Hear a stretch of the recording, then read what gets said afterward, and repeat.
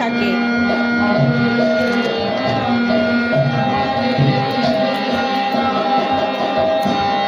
Mixing mixing.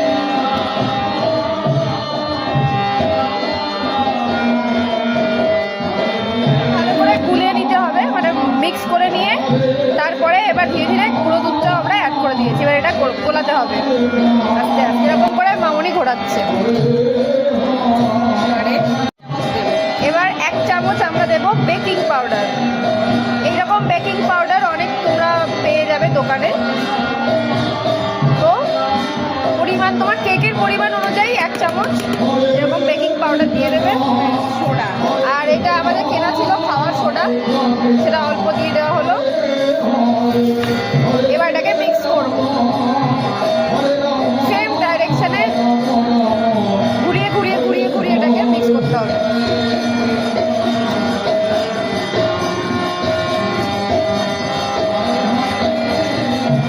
Vanilla essence, এইরকম vanilla essence পাওয়া যায় মার্কেটে প্রচুর। 1 চামচ দিয়ে দেওয়া হলো। আর অল্প সামান্য তোমার কেকের আয়তন অনুযায়ী তুমি দেবে।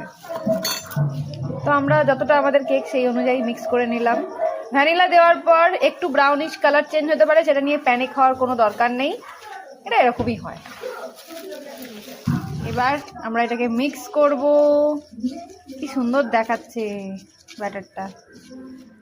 ইয়েস, আর এর গন্ধ এত সুন্দর বেরোচ্ছে, তোমাদেরকে কি বলবো, খুব সুন্দর সুগন্ধ বেরোয় ভ্যানিলা যখন মিক্স হয়।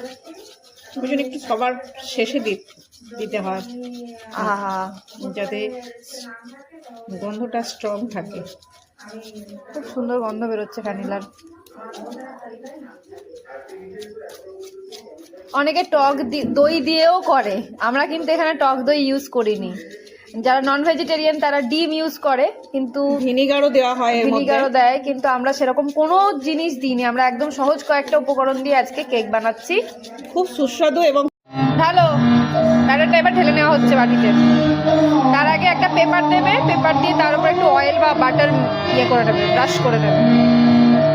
এই আমরা দিয়ে দিলাম আমাদের ব্যাটার। এবার আমরা ড্রাই ফ্রুটসগুলো আস্তে আস্তে এর মধ্যে সাজিয়ে দেবো। ঠিক এইভাবে আমরা প্রেসার কুকারের ভেতরে কেক বানাই, কারণ আমাদের কাছে ওটিজি নেই।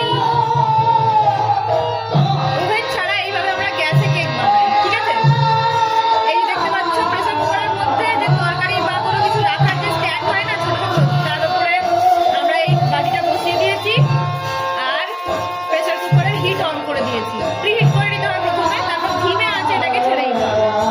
কতক্ষণ ছেড়ে হবে? 45 মিনিট বা 45 মিনিট আমরা এইভাবে ছেড়ে দেবো। আর দেন তৈরি হয়ে যাবে কেক। এই যে কিছুটা হয়েছে, আর একটু হবে। এটা মিডল পার্টটা আমরা একটু চেক করি মাঝে মাঝে। ওই যে একটা ফুলেছে। আমাদের কেক রেডি। টানটানা, এই দেখো, একটু দূর থেকে দেখাই, কি সুন্দর টেস্টি। এবার যখন মামনি উল্টাবে তারপর আবার দেখাবো। Cake ready. টানটানা, কি বড় কেক দেখো শুধু, কি দারুণ গন্ধ। মামনি খোলো। আমরা এবার এটা ভোগ দেব।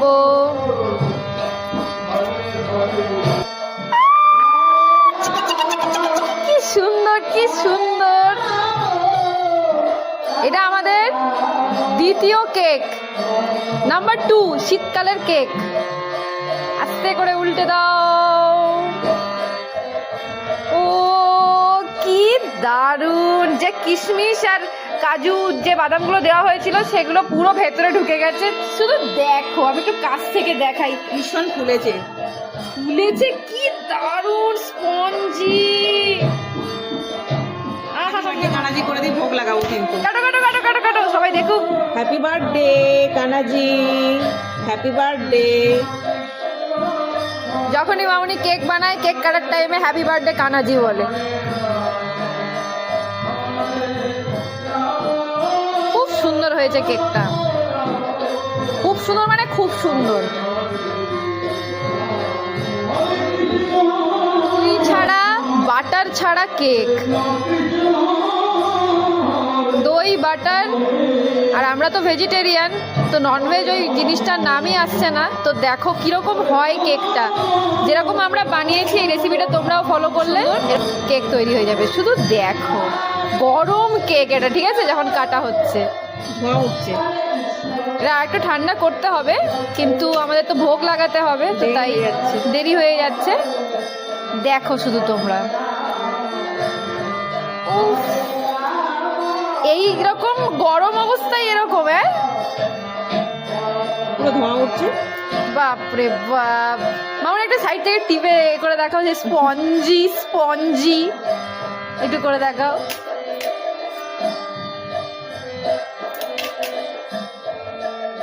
এটা দেখলেই বুঝতে পারবে তোমরা এটা কতটা ফুলেছে জিনিসটা। দেখো এইরকম পুরো ঝরঝরে, কোনো বসা বা কিছু চিপটে যাওয়া নয়। ধোঁয়া উঠছে, দেখা যাচ্ছে। হ্যাঁ বোঝা যাচ্ছে, পুরো ধোঁয়া উঠছে। গরম কেক, এটা তো ভেরি ইজি, ভেরি ইজি। তোমরাও বাড়িতে এটা তৈরি করতে পারবে।